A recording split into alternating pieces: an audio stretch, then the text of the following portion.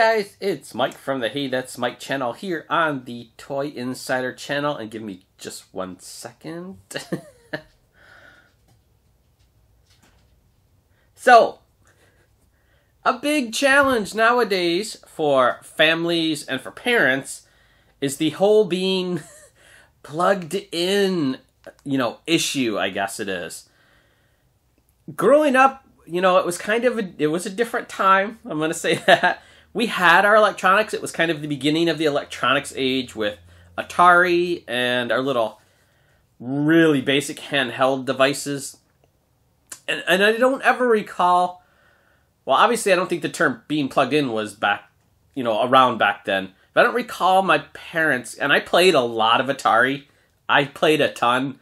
Even on the computer, because computers had just kind of come around and there were games and stuff to do in that.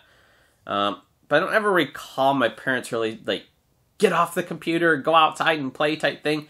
Because even then, even though we played a lot of gaming, we still did play a lot outside. We were always doing stuff. I even had my other toys like Lego. I love Lego, so I played with that a lot. So I guess maybe it wasn't to the extent that it kind of is nowadays where...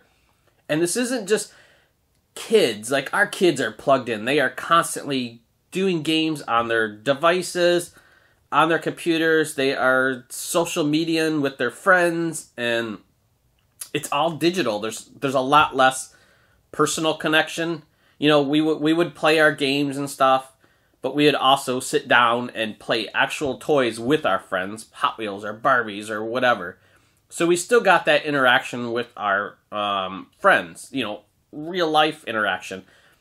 Alex, who is our oldest, who's almost 13, does a lot of online gaming with her friends.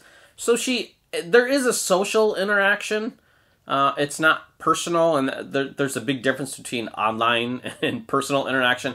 But she still does have that interaction with her friends, so she does game a lot with them. It's not just kids, it's parents. We're on our phones doing a lot of parents' business, work stuff. I'm the same way. I like to play my Xbox. I like to play my online app games. So it's not just the kids are too connected, it's parents are too connected, it's families are too connected.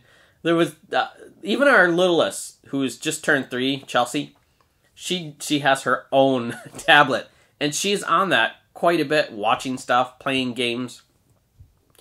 Now, with her, a lot of the stuff we have, a lot of the apps we have downloaded are educational. So I almost don't mind her playing that because she does pick up, she's learning a lot from that. Counting and ABCs and matching games and things like that. So she's picking up the educational part of it. So there's... I guess for us, and especially for me, because I do like to game and stuff like that, we do tend to let our kids stay plugged in quite a bit, but we also realize there's got to be times where you just got to put it all down, unplug, go outside and play, and we do that with them. We'll say, that's enough gaming for today, go outside, ride your bike, do whatever. It's hard. It's hard because I understand what it was like to be a kid and to really get sucked into a game and spend literally a day or a half a day just gaming away, and it goes so quick and you just get so into it. So I understand kids and they're wanting to be connected to things. But at the same time, I'm a parent. And I gotta understand how much is maybe enough, because just nowadays kids have literally so much that they can connect with. Their phones, their tablets, their computers, Xbox, you can do the gaming online. A lot of interaction with your friends are texting and social media and all that kind of stuff. So there's just an unlimited supply for them to connect, to be plugged in. Like I said, a lot of it is, you can talk with your friends. That's kind of a nice thing where you can still have that. I mean, growing up, if we wanted to have interaction with our friends and they weren't with us, we had to call them on the phone, and that was it. We didn't have instant messaging or texting or Geez, now Skype, you can actually physically look at your friend and talk to them. And that's nice. That it does allow you to really stay connected with your friends. But you do have to have physical social interaction. You need to be in the presence of each other. And that seems to be kind of there's a gap. And there's less of that and more of the digital, which probably isn't a good thing. So we do let Alex do her social media gaming stuff with her friends online, but she also does at least take a day a week, and that's where they're at right now, is to have physical interaction with their friends. So they're all at the park, all the kids are playing. So we try, because we do homeschool, so she doesn't go to public school and have interaction with other kids. Although nowadays, you're not allowed to talk to other kids at school. I hear so many stories where that's like frowned upon. Don't talk to kids. And you're at lunch, you can't talk to anybody. Eat your lunch and that's it. You obviously can't talk to your friends in class. That's always been around. That's like when I was young. No talking in class. But like no talking in the hallways, no talking at lunch. So you still, even when you go to a public school or any school with other kids, you still don't get an physical interaction with other people. You see them, you sit next to them, but you're not allowed to really talk to them. So it's hard because, and it's gonna be a little different for different families. Obviously, there's probably some families who really don't want their kids to be plugged in that much, and that's understandable. I guess as parents, you need to realize, be self-aware of how much your kids are just in the digital realm, and even self-awareness, how much are the parents in the digital realm.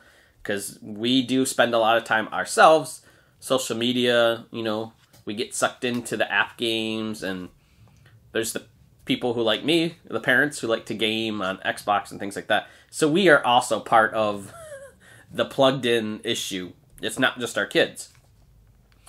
So families need to take time, and I noticed when we tell the kids to unplug and we'd spend time all together as a family, there's definitely, you notice the bonding. You notice how much fun everybody has when we're all together. So we do that a lot. We take time to spend time, all of us together. No digital stuff, going out, doing stuff together. And you notice that. And you need to kind of keep that going so, kids don't just kind of separate and are away from the parents and hardly see the parents, hardly talk to the parents. Maybe their only communication with the parents is texting. That's not a good thing, because you need that close, you need that bonding between, parents and kids.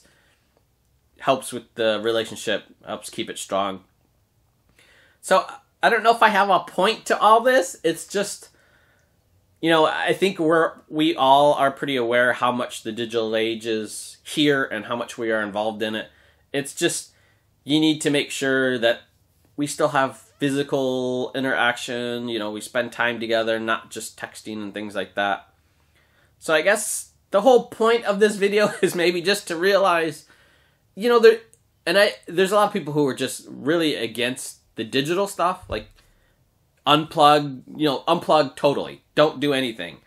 And that's not right, because like I said, I'm a parent, I understand kids' love of gaming, I love gaming. I don't think there's anything wrong. I think growing up and playing as much games as I did with like Atari and Nintendo, it helped me really develop a good problem-solving sense, because a lot of games are problem-solving type things. Quick decision-making, because that's something that needs to be done in games. You need to make decisions. So I think playing the games did help me to develop skills, important, necessary skills. So I don't think gaming is bad. There's obviously probably some games out there that are just not good for you. Like adult-rated games, kids shouldn't be playing that type stuff. But all in all, I think the gamings are good. The gaming type stuff. A lot of it is educational, so that's a good thing too, especially when you're playing a lot of the, like our little one plays the apps, and they're games, but they're educational games, teaching them to count and their ABCs and things like that. So I don't like when people say, like, you should be totally unplugged, that stuff's all bad, because it's not all bad. You do get a lot of good skills out of playing games. But there needs to be that fine line where, okay, that's enough. Come, let's go do something together. And I guess that's part of it, is just we need to be aware, parents need to be aware. You need to make your kids aware of it. Maybe, they need to have that thought, okay, maybe I am gaming too much, let's go spend some time with mom or dad. And same with friends. Okay, well, that's all I've been doing is texting my friends. Why don't I go spend some time with my friends? So I think that's where this is kind of just random thinking. This is something that goes on in our family because we do a lot. We're really plugged in, all of us, all four of us. So I'm kind of just rambling, I guess. These are all thoughts that are just coming out, but to make you guys aware, and I'm sure a lot of people are, that we do need to take time to unplug, but being plugged in also isn't a bad thing. So I guess that's it. So I'm going to go back to playing my game. I've got a few app games that I really enjoy playing. I don't spend a lot of time on it, but it's fun to take 5 minutes and play a little game. So I'm going to finish up that game. So thanks for watching, guys. Be sure to comment, rate, and subscribe. Also subscribe to Hey That's Mike, and I will see you guys next time.